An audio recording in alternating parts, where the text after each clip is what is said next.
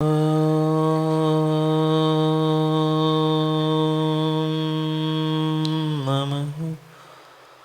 सिद्धेभ्यः।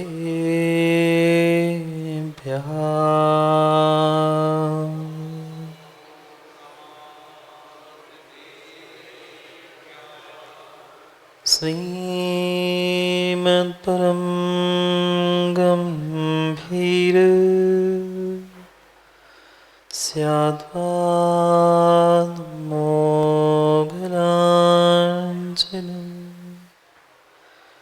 जियात्रैलोक्यनाथस्य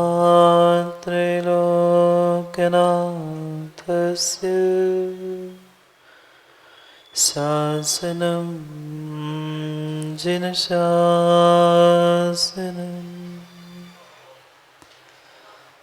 सर्वज्ञं सर्वभागीशं वीरं मारमदापहम् प्रणमामि महामोह शान्तिये मुक्तिताप्तये। नमो हरिहन्ताणं नमो सिद्धाणं नमो आयर्यणं नमो वत्सायाणं नमो लोय सविसाहुणम्।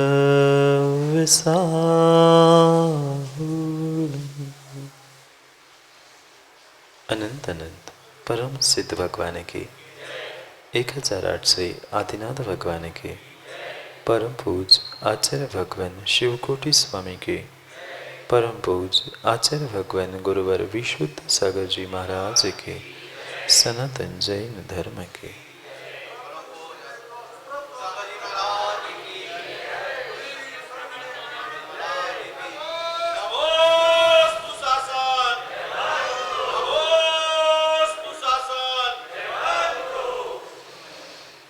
अंतिम निर्देश वर्धमान स्वामी के शासन में हम सभी विराजते हैं और उनकी यह पावन पीयूष देशना हम सभी के लिए परम उपकारी।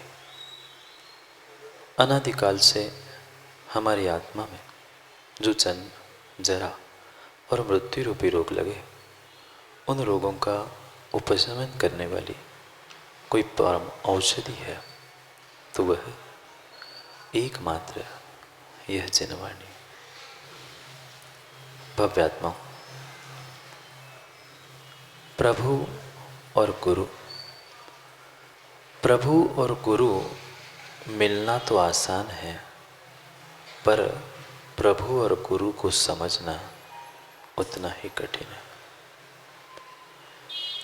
क्योंकि आप कहीं भी मंदिर में पहुंच जाना, माँ वहां प्रभु मिल जाएगा।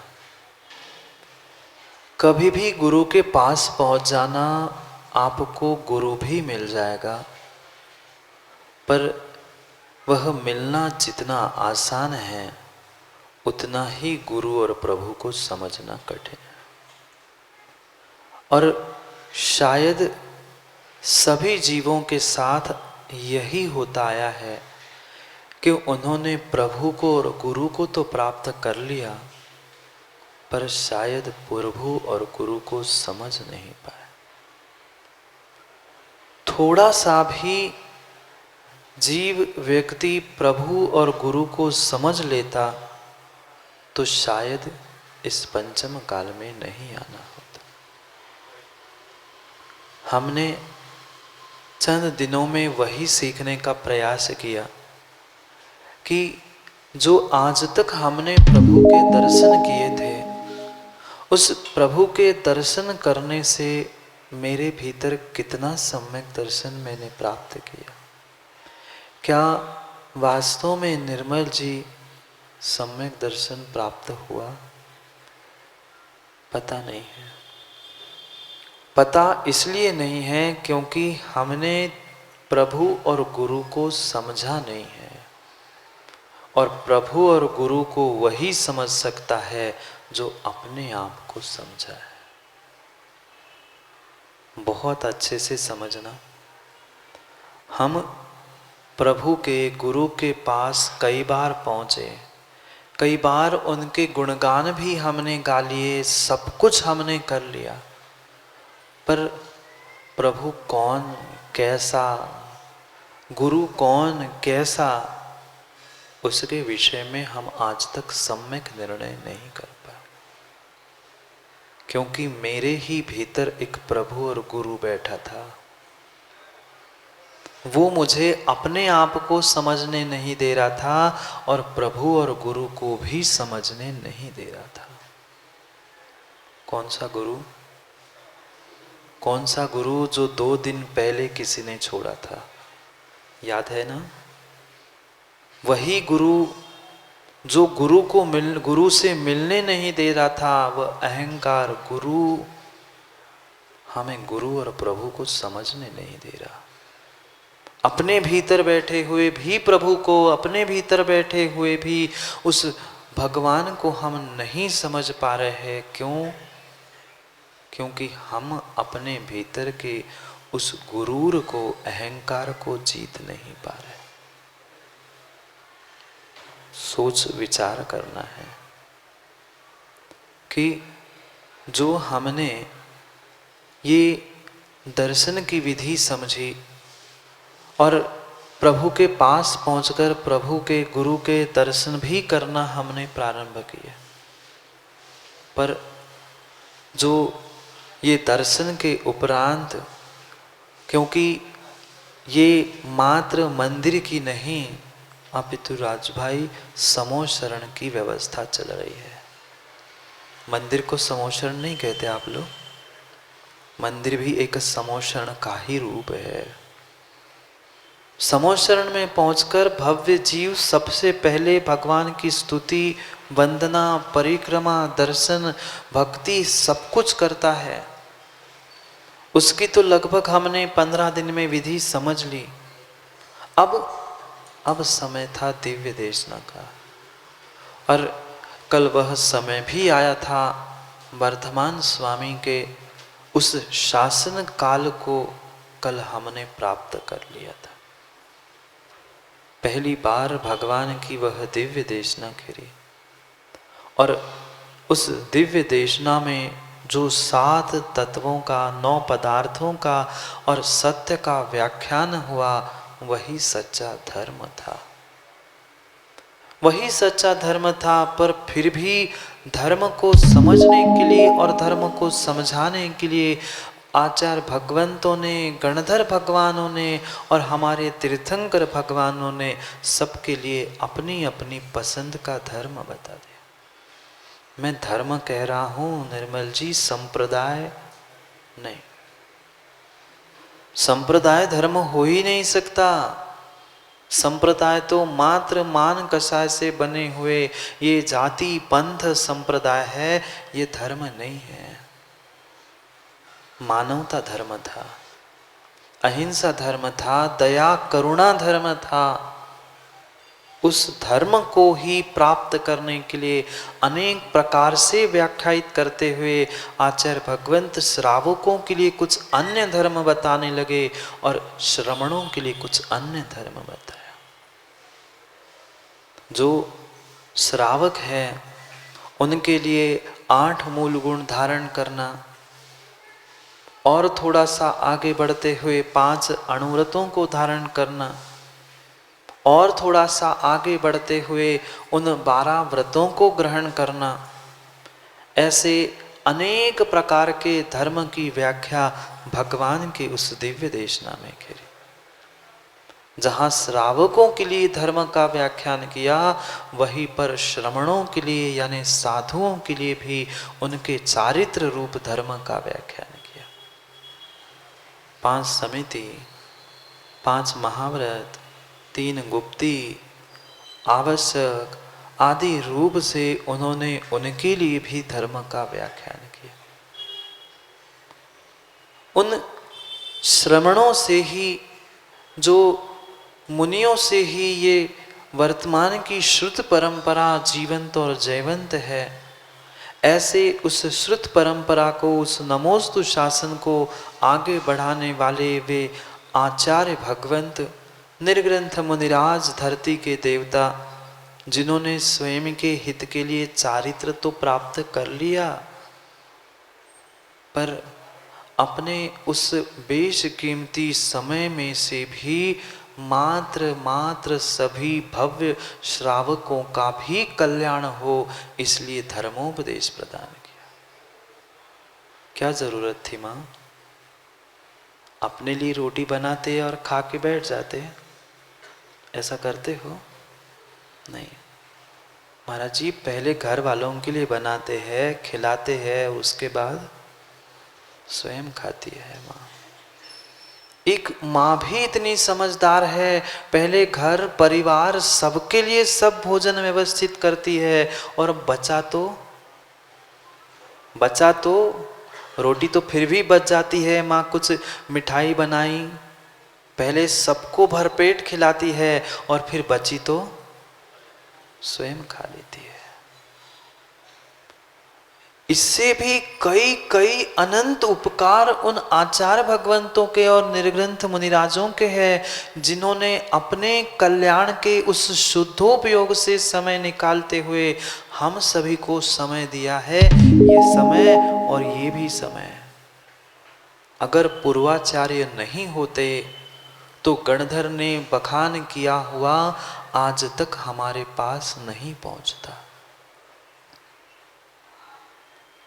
उन आचार परंपराओं में महान आचार्य हुए शिवकोटि महाराज, जिन्होंने उस समाधि संलेखना की भूमिका बताते हुए उस भगवती आराधना ग्रंथ का लेखन किया। भले ही उन्होंने उस मनुष्य पर्याय के अंतिम चरम की सेवा, अंतिम समय की व्याख्या करते हुए समाधि संलेखना की व्याख्या की, पर उन्होंने रत्नमाला नाम के ग्रंथ में भी श्रावकों के लिए उचित कार्य बताए। क्योंकि शायद बचपन से ही आप सभी लोग सुनते आ रहे होंगे सैलू भाई कि पानी छान के पीना चाहिए, सुना आप लोगों ने? करते हो कि नहीं पूछ रहा हूँ, क्योंकि वो तो पता है उत्तर क्या मिलने वाला है, सुना तो है। पानी का प्रयोग छान के करना चाहिए, प्रतिदिन देव दर्शन करना चाहिए, श्रावक के लिए दान, पूजा, स्वाध्याय, तप आदि उन आवश्यकों को धारण करना चाहिए। ये सुना तो सब कुछ है हमने, पर उसकी विधि को आज तक नहीं समझा। बहुत स्थूल रूप से उस श्रावकाचार का व्याख्यान आचार्य भगवंत इस रत्नमाला ग्रंथ में करने वाले हैं। रत्न और माला, कौन से रत्न माँ? शराब जी के यहाँ मिलने वाले, कहाँ गए शराब जी? शराब जी के यहाँ मिलने वाले रत्नों की व्याख्या नहीं है। वो तो रत्नमाला जड़ पुद्गल टुकड़े फेंकने से कहीं भी मिल जाएगी, पर उन रत्नों की माला पिरोकर आचार्य भगवंत बताने वाले हैं कि जिन रत्नों से मेरा जीवन रत्नत्रय में हो सकता है। अभी रत्नत्रय दूर है, रत्नत्रय कभी मुनिराज ग्रहण नहीं करते, समझना। सुमन पंडित जी, निर्मल जी, गलत लग सकता है, रत्नत्रय मुनिराज धारण नहीं करते। सब सोच रहे होंगे महाराज जी फिर मुनिराज कैसे? मुनिराज रत्नत्रय धारण नहीं करते, श्रावक रत्नत्रय धारण करता है, फिर मुनिराज बनता है। शुरू में बातें कक्का समझ में नहीं आती हमारी, पर सब फिर लाइन पे आ जाते हैं। श्रावक रत्नत्रय धारण करता है, मुनिराज बनता है। मुनिराज रत्नत्रय धारण करने नहीं जाते, उन्होंने तो कर लिया। वे तो रत्नत्रय धारण करने से ही मुनिराज हुए थे, रत्नत्रय धारी ही है। इसलिए उन श्रावकों के लिए रत्नों की माला दे रहे हैं। अभी माला मिल गई नीलेश भाई, मोती की, सम्मान की, वह सम्मान और मोती की माला तो गले में कई बार पड़ चुकी है, पर रत्नों की ये माला अगर हमने ग्रहण नहीं की तो हम श्रावक कहने के योग्य भी नहीं है। कल भी पूछा था, पुनः पूछ रहा हूं, कितने श्रावक है? 8 मूल गुणों को धारण नहीं किया है, पानी छान के प्रयोग नहीं कर रहा है, उन 5 उदंबर फलों का 3 मकारों का धारण करने की शक्ति नहीं है, तो कुल में जन्मने के बाद भी श्रावक नहीं है। पर करे कैसे? उन क्रियाओं को करने के लिए उन क्रियाओं के विषय में ज्ञान भी तो हो। मात्र आज तक धर्म हो, धर्म की क्रिया हो, मात्र हमने देखा से कि भेड़ चाल जैसा काम करना सीखा है। सामने वाले ने किया, हमने भी किया। क्यों किया पता नहीं, कैसे किया पता नहीं, पर किया। आनंद आने वाला नहीं है, आनंद आने वाला नहीं है। निर्मल जी आप भी गाते हो, ये नीलेश भी गाते हैं, बहुत सारे जीव गाते हैं, पर जब गाने को खड़े होते हो या बैठते हो नीलेश भाई, सही सही बताओगे, आनंद आता है? गाना गाते समय कभी कभी आनंद आता है। मैं कभी कभी इसलिए पूछ रहा हूँ क्योंकि आनंद प्रत्येक गाने में नहीं आता। सही कह रहा हूँ? प्रत्येक गाने में आनंद नहीं आता। क्यों? क्योंकि प्रत्येक गाने के पीछे का जो चाहे तर्ज कह दो, शब्द कह दो, उसका जब तक अर्थ और भाव नहीं पकड़ में आता तब तक गाने गाने का आनंद नहीं आता। ऐसे ही निर्मल जी सदियों से तुम पुनः गृहस्थी के, श्रावक के, धर्म के सभी क्रियाओं को दोहरा रहे हो। जैसे भजन दोहराते हो ना, वैसे दोहरा दिया, पर जब तक उसके पीछे के कारण, उसके पीछे के भाव पकड़ में नहीं आएंगे तब तक क्रिया करने में भी आनंद नहीं आएगा। जैसे तुम्हें गाने में आनंद हमेशा नहीं आता। सदियों से हम हर कार्य करते आए हैं जीवन डॉक्टर जी। पूजा कर ली, गुरु का उपदेश सुन लिया, सब कुछ कर लिया, पर इन सभी जीवों को आनंद क्यों नहीं आया? क्योंकि उन भावों तक हम नहीं पहुंच पाए, उन कारणों तक नहीं पहुंच पाए जहां तक हमें पहुंचना था। डॉक्टर साहब प्रश्न पूछो, दवाई देते हैं ना डॉक्टर, जो दवाई देते हैं वह दवाई कब असर करती है? क्या मात्र दवाई खाने से दवाई असर करती है? जब तक वह दवाई के साथ हमारी उस दवाई देने वाले पर और दवाई पर श्रद्धा विश्वास नहीं है, भाव नहीं है, तब तक दवाई भी काम नहीं करती। कितने सारे बेचारे स्टेरॉइड लेकर, अभी अभी देखो ना, उठाई मेडिकल से ले गई और चले भी गए। हमें मनोज भाई यही समझना है, जो हम आज तक करते आए हैं क्रियाओं तो को वही करना है, पर मां थोड़ा सा क्रियाओं में, क्रिया की विधि में और हमारे भावों में सुधार करना है। भाव भावनाओं में सुधार नहीं है तो उस घड़ी जैसे कांटे चलते रहेंगे, चलते रहेंगे, चलते रहेंगे, पहुंचेंगे कहाँ? जहां थे वहां। एक कदम ही हम आगे बढ़े इस जीवन में, अपने आप को ही पहचानने का प्रयास करें कि मैं ये कर रहा हूँ, पूजा पाठ, पानी छानना, अहिंसा का पालन आदि आदि, इस चारित्र को भी धारण कर रहा हूँ, तो क्यों? उसके पीछे कुछ कारण है भी कि ऐसे ही कर रहा हूँ।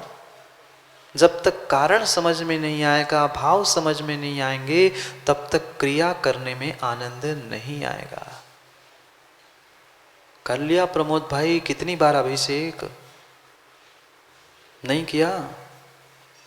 कर लिया, सब कुछ कर लिया, पर आज तक वह आनंद नहीं आ पाया जो हमें भगवान बना दे। वो आनंद, वो शांति हमें, वो गदगद परिणाम हमारे आज तक नहीं हुए जो हमें साक्षात प्रभु से मिला दे। प्रभु की प्रतिमाओं से और गुरु की उस आकृति से, शरीर से तो हम भिड़ चुके, कई बार चरण पकड़ लिए, पर भीतर का गुरूर अहंकार मानने नहीं दे रहा था, उस कारणों को समझने नहीं दे रहा था। इस कारण से हमारा कल्याण आज तक नहीं हो पाया। एक एक गहरे क्रियाओं को कह रहे हैं कि हम भगवान को विराजमान करते हैं। प्रमोद भैया कर लिया ना, पप्पू भाई कर लिया ना, क्यों, कैसे, किस कारण से करना है, उसका ही उपदेश दे रहे हैं आचार्य महाराज इस ग्रंथ में। क्योंकि ग्रंथ प्रारंभ होना है तो पहले समझ में भी तो आए कि हम पढ़ने क्या जा रहे हैं, समझने क्या जा रहे हैं। यहाँ किसी बाहर की व्यक्ति की चर्चा नहीं है, इधर उधर की बातें तो हमें करनी नहीं है। जो सुनना है इधर की और इधर की, समय की बात समय पे करनी है। घड़ी का भी समय, आगम भी समय और आत्मा भी समय। इन तीन समयों के बाहर पर समय में हमें उलझना ही नहीं है।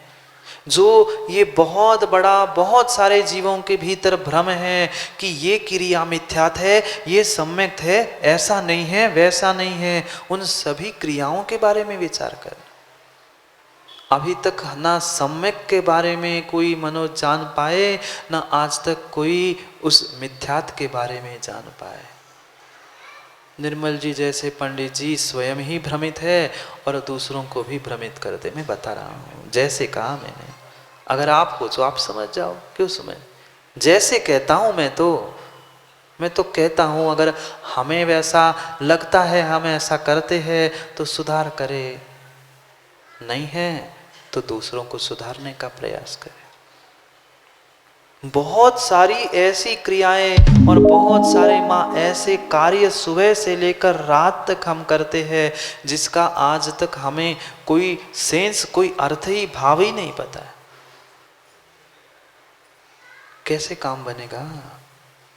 दवाई डॉक्टर साहब असर नहीं करेगी जब तक भले ही दवाई में क्या मिला है पता हो नहीं हो, पर ये विश्वास, ये भाव दवाई के प्रति और दवाई देने वाले के प्रति होने चाहिए कि इसकी दवाई से मैं ठीक होगा। तुम्हारी उस श्रद्धा से तुम आधे ठीक हो जाओगे। दवाई तो सेकेंडरी थी, तुम्हारी श्रद्धा जरूरी थी, तुम्हारा विश्वास जरूरी था। हमें उन क्रियाओं में, अपने आप में, अपनी स्वयं की क्रियाओं में विश्वास होना आवश्यक है। माँ भोजन बनाते आप लोग? बोलो ना, कच्चा कि अच्छा? कच्चा अच्छा भोजन बनाते हैं। माँ भोजन बनाने में भी, भोजन बनाते बनाते कभी भाव अच्छे नहीं है तो भोजन अच्छा बनता है? किसी भी प्रकार से संक्लिष्टता हो, किसी भी प्रकार का दिमाग में विकल्प चल रहा हो, भाव अच्छे नहीं है तो रोटी भी अच्छी नहीं बनती। कहीं कच्ची, कहीं जली, कभी कभी गोल की जगह तो पता नहीं क्या कैसी बन जाती है। हाँ, अब हमसे ज़्यादा तुम्हें पता। राजू भाई कह रहे कभी दाल में नमक नहीं, कभी मिर्च ज़्यादा पड़ती है क्योंकि भाव सही नहीं है। ऐसा ही है, जब भोजन बनाने के लिए हमें दिमाग, अपने भाव, अपनी क्रिया सब कुछ व्यवस्थित करना पड़ेगा, फिर हमें भगवान बनने के लिए कितनी अच्छी क्रिया, कितने अच्छे भाव करने पड़ेंगे। क्योंकि हमें श्रावक बनना है। जब तक श्रावक नहीं बनेंगे तब तक भगवान क्या बनेंगे? और क्या बड़े बड़े भगवान बनने के सपने को दिखाने से क्या होगा? पहुंचते हैं निर्मल पंडित जी जैसे पंडित जी बहुत सुंदर वस्त्रों में और कहते हैं तू भगवान आत्मा है, भगवान बन जा, भगवान बन जा। अरे पहले श्रावक बनने का तो उपदेश दो, फिर भगवान बनने की कला सिखाना। तुम ही श्रावक नहीं बने तो उसको क्या श्रावक बनने की कला सिखाओगे? नहीं, ये तो बने हैं, 6 प्रतिमाधारी है, बता रहा हूं। पहले हम श्रावक बने, फिर श्रावक बनने का उपदेश दे। और श्रावक नहीं बन रहे हैं तो कोरे भगवान बनने की चर्चा करने से काम नहीं होगा। श्रावक बनो, एक एक सीढ़ी चढ़ो, एक एक सीढ़ी चढ़ो, तो ही हम मंजिल तक पहुंच सकते हैं। अगर सीढ़ियां नहीं चढ़ी है तो कभी भी मंजिल पर पहुंचने वाले नहीं हैं। पहले ही चढ़ो ना, एक ही कदम चलो। जरूरी नहीं है कि हम बहुत तेजी से कहीं पहुंच जाए। बहुत सारे व्यक्ति यही सोचते हैं कि हम जल्दी जल्दी करके जल्दी जल्दी कहीं पहुंच जाए, पर जल्दी जल्दी चलने से, दौड़ने से जरूरी नहीं है मंजिल कहीं पहुंच जाए। जरूरी है मात्र डॉक्टर साहब एक कदम आगे रखने का। कुछ नहीं करो, मत पहुंचो मंजिल तक। मैं नहीं कह रहा हूं पंचम काल में वैसे ही भगवान नहीं बन सकते हैं, पर भगवान नहीं बन पा रहे हैं, श्रावक बन जाओ। श्रावक नहीं बन पा रहे हैं, कम से कम कषाय विषयों को छोड़ते हुए इंसान ही बन जाओ। तभी तो भगवान बनने के कुछ बीज अंकुरित हो पाएंगे। हमने भूमि ही बनाई नहीं है बीज को अंकुरित होने के लिए। जो विषय कषाय रूपी पत्थर कंकड़ उस भूमि में है, कभी देखा खेती करते वालों को? कहाँ गए वे वासिम भूरे जी? खेती नहीं करते? कंकड़ पत्थर भी हो उस मिट्टी में तो उस कंकड़ पत्थरों को भी बीन के अलग कर दिया जाता है और उसमें ही खाद पानी देकर क्या खेती नहीं होती? देख लो आजकल तो पहाड़ों पर भी खेतियां होने लग गई है। क्यों हरीश जी हो रही? आप करते हो ना खेती?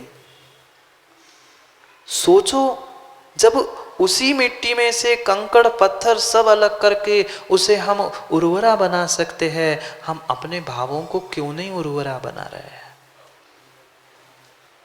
बनाओ बनाओ, अपने उस भावों को उर्वरा बनाओ। ये पानी भी है, ये खाद भी है, ये बीज भी है, ये जिनवाणी तीनों काम करने वाली है। थोड़ा सा प्रयास करना है हमें अपने भावों को और अपने आप को बदलने का। सबको बदल के देख लिया माँ? नहीं बदलवा है सबको।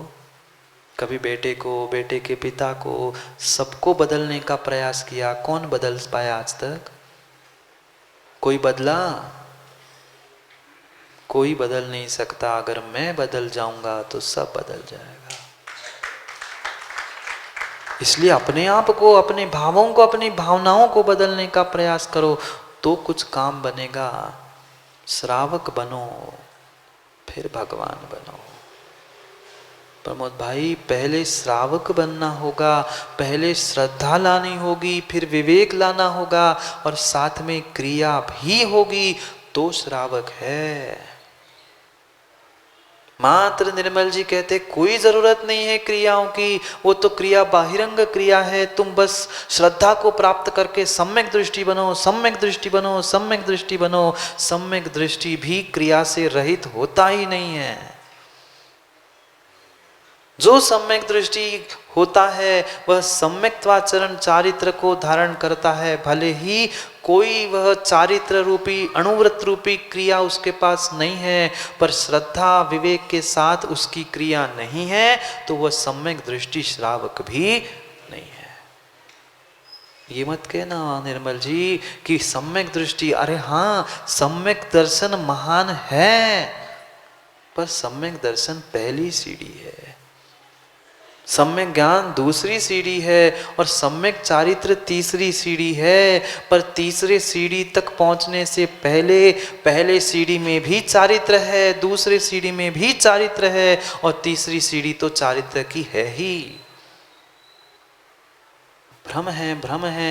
वह पहले मात्र चौथे गुणस्थानवर्ती जीव के पास सम्यक दर्शन होता है। चारित्र, हाँ सम्यक चारित्र नहीं होता, पर सम्यक आचरण जिसे क्रिया कहा है, जो श्रावक का लक्षण है, वो तो होना आवश्यक है।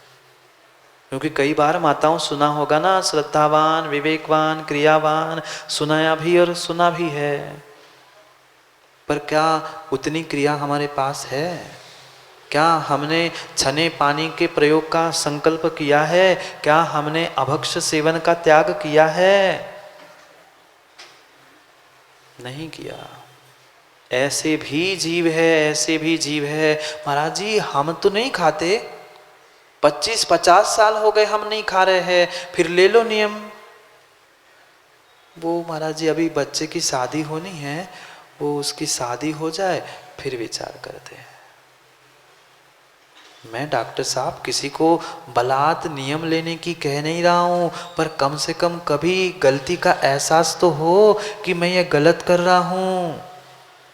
आज अगर गलती का एहसास हो गया, उस दिन बता रहे थे ना, आपने बात घटना बताई 80-82 की, मात्र कहा गुरुजी ने कि सोच लो, मैं भी देख लेना, मात्र देख लेना, मैं भी दिखाई रहा हूं, अपने आप को देख लेना कि मैं कौन हूं, कैसा हूं।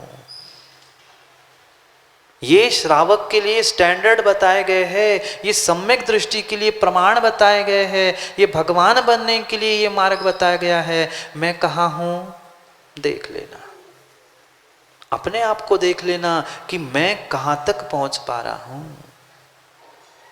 सबके लिए नीलेश जी, सब गीतों को, सब संगीत को, सब भजनों को निर्मल जी एक ही पिच में गाते हो ना? एक ही भजन में, एक ही भजन में क्या एक सा ही पिच रहता है? कभी ऊपर कभी नीचे, सब जब सुर ताल मिलते हैं, कभी सा को ऊपर भी लेते हो, कभी नीचे भी लेते हो, तब वो संगीत बनता है ना। नहीं, मैं संगीतकार नहीं हूँ आप जैसा, नहीं तो नीलेश सोचे महाराज जी आप ही संगीतकार बन जाओ तो हम का हो ये। नहीं, मैं नहीं करता संगीत भी, मैं तो जिनवाणी का संगीत सुनाता हूँ। ये जिनवाणी का संगीत हो, जीवन को सुधारने वाला है। समझना, अभिप्राय मेरा पूछने का यही है कि जैसे सबका अपना अपना स्तर होता है, कुछ भजन, कुछ संगीत, कुछ गाने ऐसे होते हैं जिन्हें हाई पिच पे ऊंचे ही गाना पड़ता है, उसे तुम नीचे गाओ तो फिर टमाटर मिले। ऐसे ही प्रत्येक कार का अपना अपना एक स्टैंडर्ड होता है। अरे श्रावक कहा तो कौन होना चाहिए, कैसे होना चाहिए? उन श्रद्धा को, विवेक को और क्रिया को, तीनों को यहां हमें समझना है। क्रिया तभी तुम्हारी सम्यक हो सकती है जब तुम्हारे पास विवेक के साथ श्रद्धा हो। बहुत गजब की बात कह दी है, विवेक के साथ श्रद्धा हो, मात्र श्रद्धा नहीं। आज तक तो श्रद्धा बनी रही, ऐसा कोई जीव नहीं है जिसके पास श्रद्धा नहीं है क्या? कोई ऐसा जीव है जिसके पास श्रद्धा नहीं है? सबके पास श्रद्धा है, किसी की सम्यक, किसी की विपरीत। श्रद्धा सबके पास, पर विवेक के साथ कहां, कैसी, कितनी श्रद्धा करना, ये तुम्हारे सम्यक दर्शन और श्रावक पने को डिसाइड करने वाली होती है। क्योंकि श्रावकों की क्रिया समझाने वाले हैं कि मैं श्रावक बनूं तो कैसे? मात्र श्रद्धा, सम्यक दर्शन के गुणगान करने से काम नहीं होगा, उसको तो, वह तो जरूरी है ही, पर साथ साथ विवेक भी जरूरी है। भक्त तो बन गए, भक्त तो बन गए, पर आज भाई विवेक नहीं है तो भगवान बनने वाले नहीं है। घिस रहे सुबह शाम उस भगवान के चरणों को घिस रहे हैं। वह कई बार, कई जगह तो हमने देख लिया, भगवान की प्रतिमा की वैयावृत्ति करते लोग। हाँ, देखा हमने आंखों से। क्यों महाराज जी, वो रत्नकरण श्रावकाचार में दुहाई किसकी देंगे? रत्नकरण श्रावकाचार में आचार्य भगवान ने तो कहा है कि भगवान की पूजा मतलब वैयावृत्ति है। हमने पूजा तो कर ली, अब पैर दबा के भगवान की वैयावृत्ति और कर लो। अरे अर्थ का अनर्थ करने वाले, यही तो विवेक है। वो वैयावृत्ति नहीं थी, हाथ पैर दबाना वैयावृत्ति नहीं थी, भगवान की पूजा, दान, ये वैयावृत्ति कहा था आचार्य समंतभद्र स्वामी ने।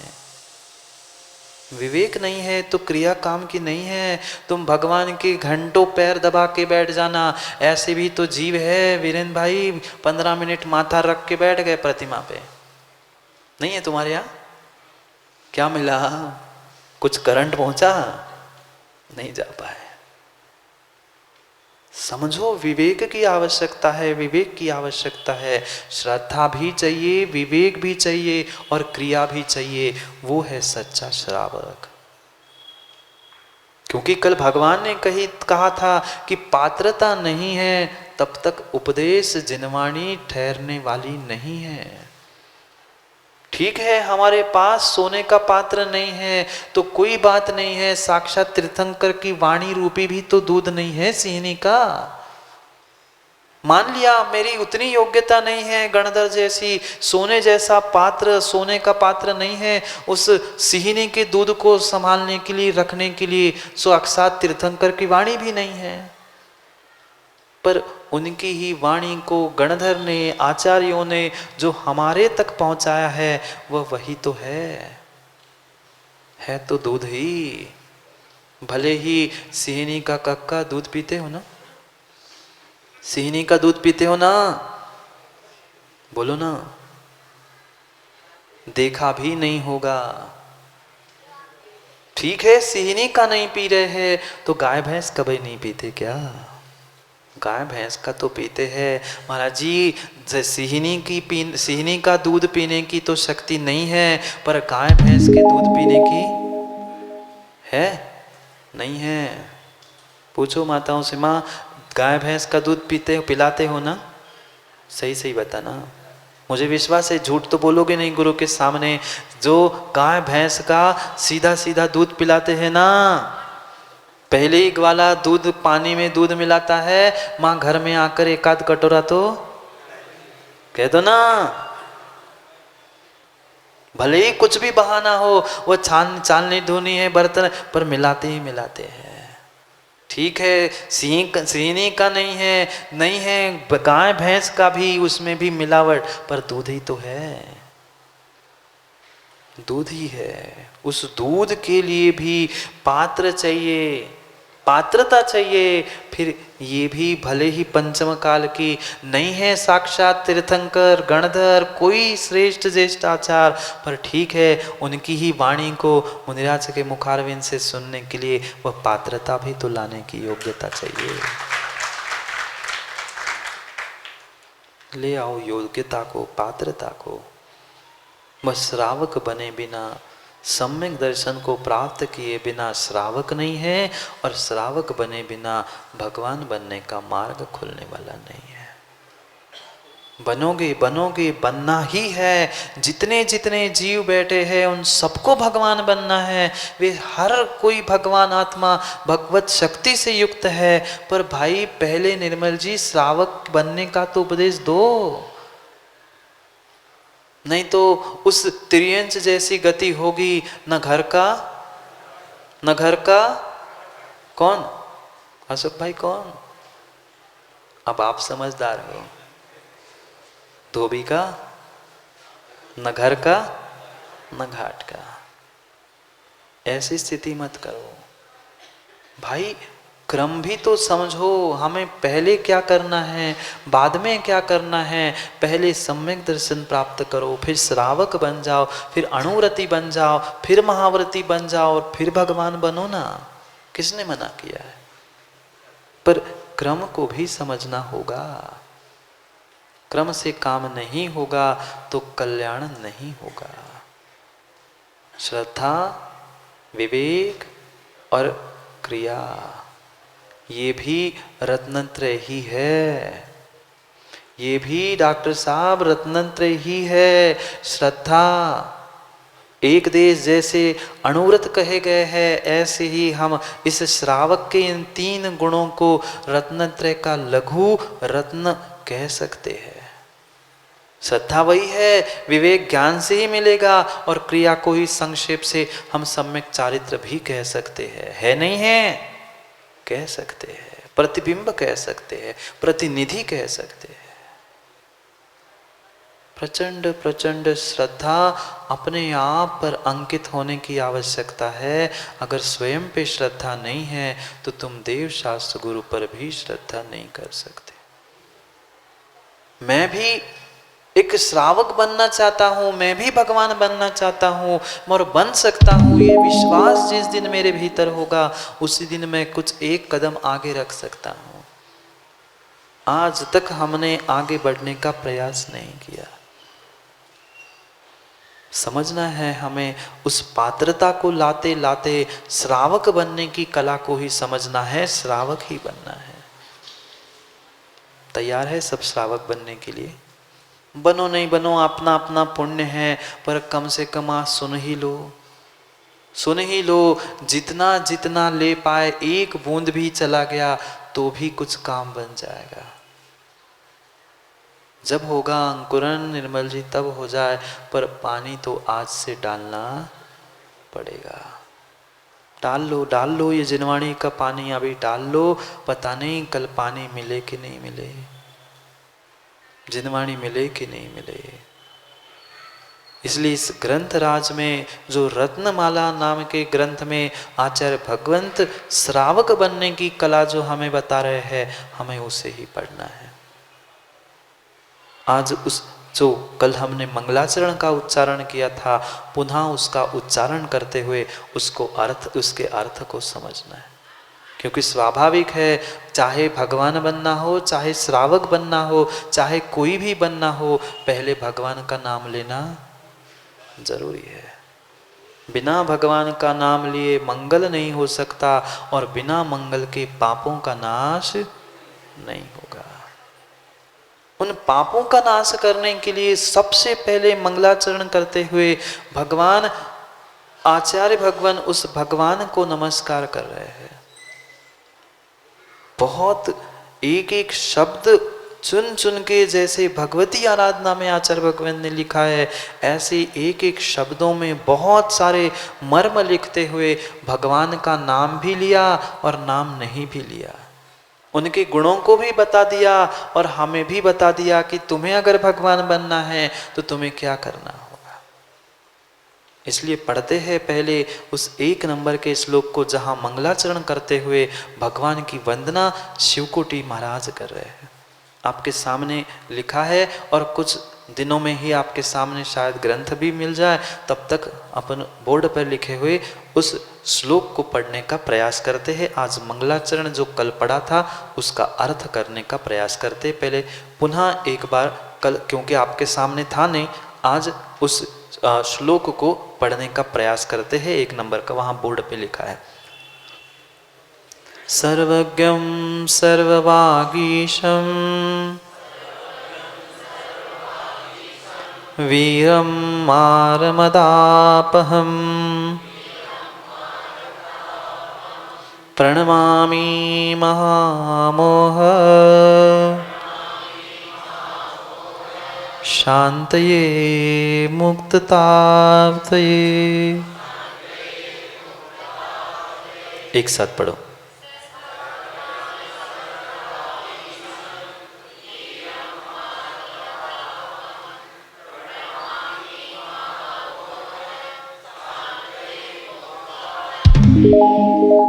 प्रणमामि। सबसे पहले मैं नमस्कार करता हूँ, क्योंकि मंगल करना है, प्रभु का नाम लेना है, तो नाम लेने से काम नहीं होगा, मैं नमस्कार भी कर रहा हूँ। किसको? कोई ऐरे गहरे नथु खेरे नहीं। हम ये हमारा माथा, हमारा ये जो पवित्र अंग है, हम ऐसे कहीं भी नहीं चढ़ाते। हम भगवान को भी जानते हैं, देखते हैं, पहचानते हैं, फिर जाके भगवान को नमस्कार करते हैं। मैं उस वीर को नमस्कार कर रहा हूं। कौन वीर? महावीर तो है ही, वे तो महावीर भगवान हैं। मात्र यहाँ जो वीरम प्रणमामि लिखा है, एक अर्थ नहीं है निर्मल जी वीर का, अनेक अर्थ है। शब्दानाम अनेक अर्था, एक शब्द के अनेक अर्थ होते हैं। और आचार्य भगवंत की यही तो कला है, एक शब्दों में अनेक सार लिख डालते हैं।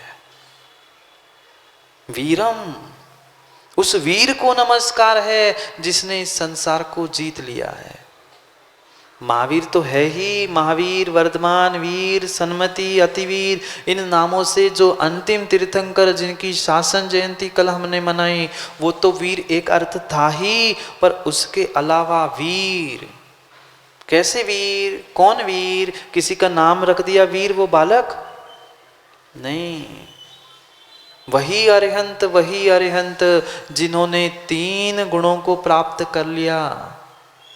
मां किसे कहते आप्त, किसे कहते आप्त, सर्वज्ञ हितोपदेशी और वीतरागी जो होता है वही आप्त हमारे लिए अरिहंत है। उन अरिहंत वीर की एक एक लक्षण बता रहे, सर्वज्ञम सर्ववागीशम मार मदापहम, 3 शब्द 3 गुण बता रहे हैं।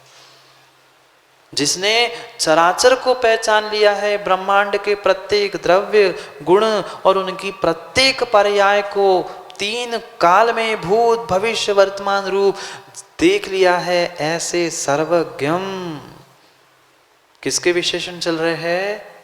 उस वीर के, मात्र महावीर नहीं, वीर यानी सभी जितने जितने वो संसार को जीतने वाले वीर हुए हैं, उन सभी वीर पुरुषों की बात चल रही है।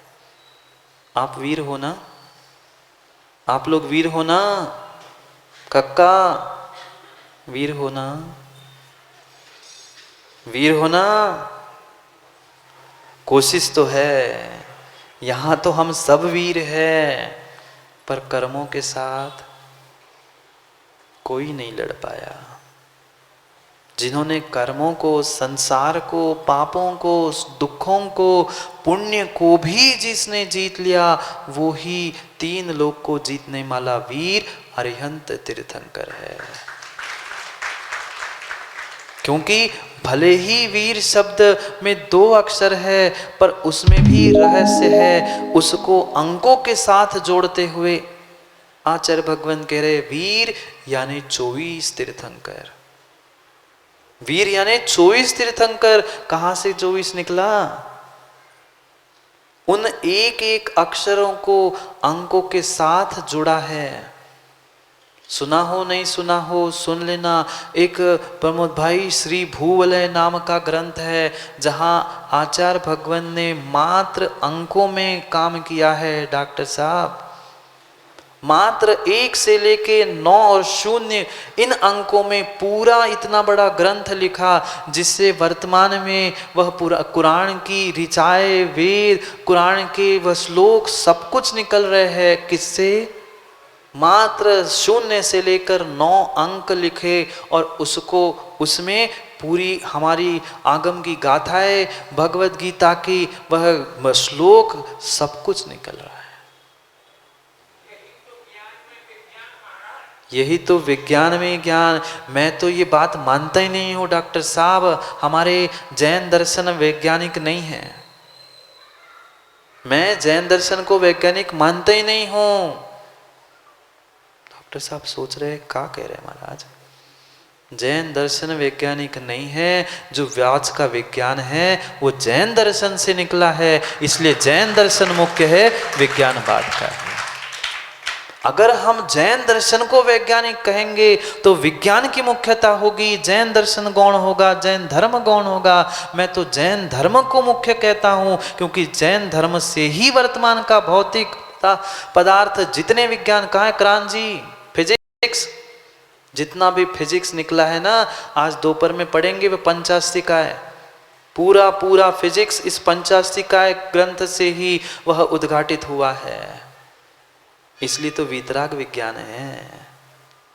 इसलिए मैं कभी भी नहीं कहता हूं कि साइंटिफिक अप्रोच ऑफ जैनिज्म, मैं तो जैनिस्टिक अप्रोच ऑफ साइंस बताता हूं डॉक्टर साहब। अंतर समझना, जैनिस्टिक अप्रोच ऑफ साइंस, क्योंकि आज के बच्चों को, आज के युवाओं को विज्ञान पता है, जैन धर्म नहीं पता।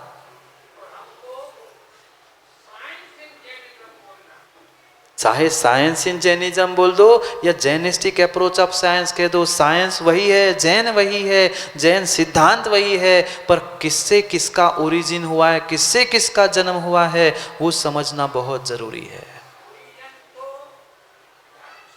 बस मैं यही चाहता हूं डॉक्टर साहब, ओरिजिन जब हमारे जैन धर्म से, तीर्थंकर की वाणी से ही हुआ है, तो हमें जैनिस्टिक अप्रोच ऑफ साइंस कहने में डरना क्यों?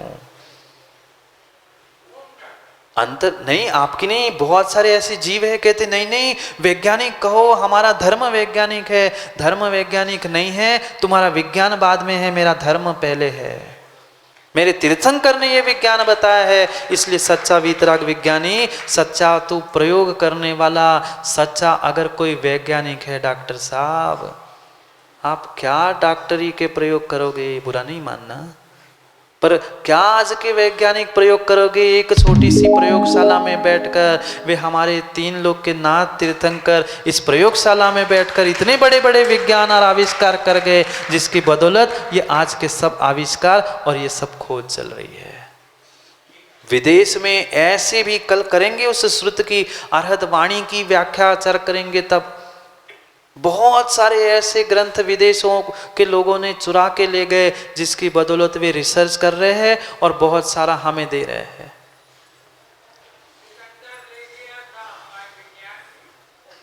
सबको ले गया था, वो तो वीतराग विज्ञानी को भी ले जाना चाहता था, पर मुनिराज थे वो नहीं हिले, सो उसको भी यही ठहरना पड़ा, जहां वीतराग विज्ञानी थे उसको प्राण भी वही छोड़ने पड़े। ये है वीतराग विज्ञान। इसलिए समझना है क्या कह रहे हैं, सर्वज्ञम, जिनके ज्ञान से चाहे विज्ञान कह दो, कुछ भी कह दो, कुछ भी नहीं छूटा। ये कवि है निर्मल जी, ऐसा कहते हैं, जो ना देखे रवि वो दे वहां पहुंचे कवि, पर जहां ना रवि ना कवि वहां पहुंचे सर्वज्ञ। हाँ, कवि भी नहीं पहुंचता, रवि भी नहीं पहुंचता, वहां हमारे तीर्थंकर वह सर्वज्ञ केवली पहुंचते हैं। इसलिए सबसे पहला शब्द लिखा है, वीर नहीं कहा, पहले सर्वज्ञम कहा है, सर्वज्ञ।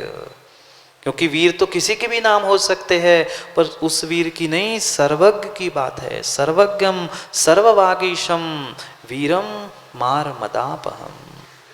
सर्वज्ञ से सर्वज्ञ लक्षण हो गया, सर्ववागीशम, वागीशम वाग यानी भाषा, वाक, और ईशम, क्या क्या क्या सुरीले कंठ में नीले जी तुम और निर्मल जी गाओगे।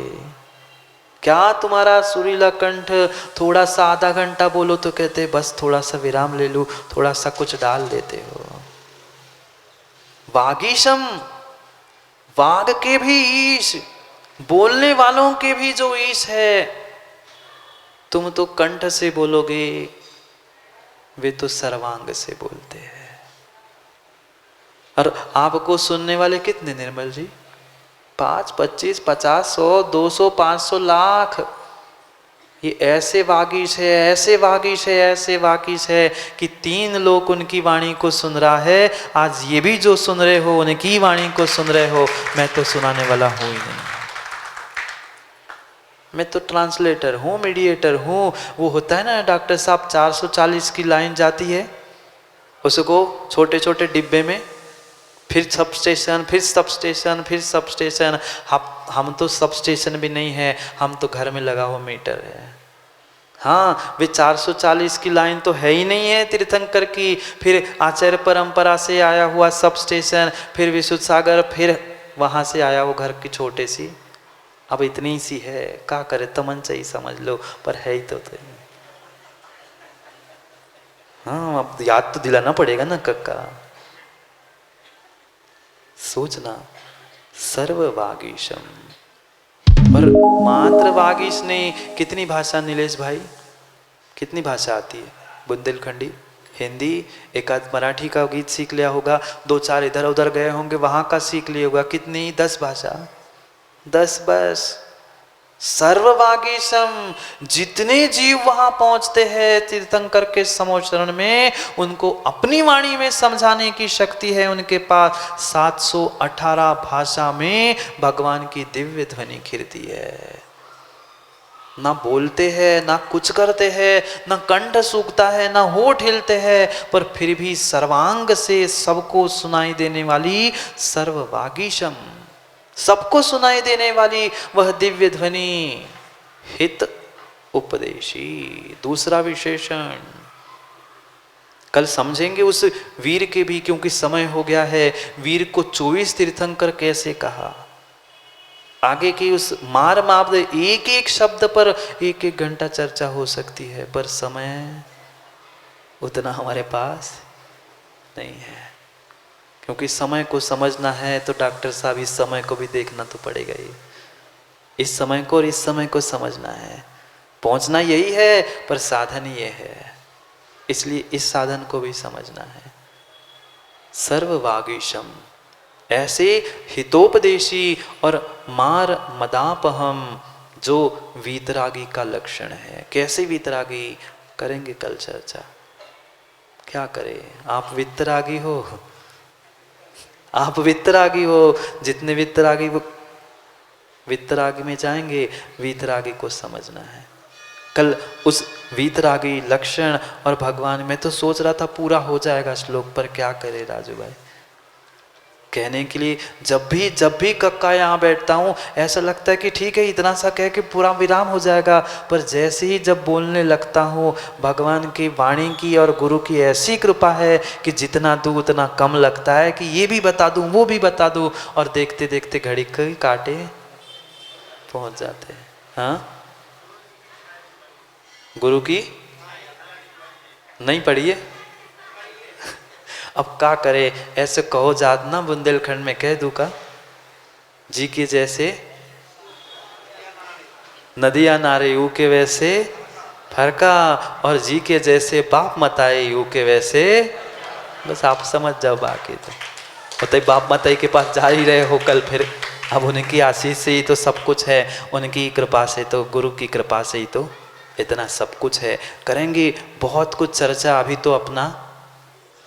अभी तो प्लेन ने डॉक्टर साहब टेक ऑफ ही नहीं किया है, अभी तो रनवे पे चलना है, अभी बटन ही स्टार्ट हुआ है गाड़ी का, अभी तो टेक ऑफ करना है, फिर अभी रनवे पे चले नहीं है तो इतना आनंद है, फिर हवाई में उड़ने लग जाए तो कितना आनंद आएगा।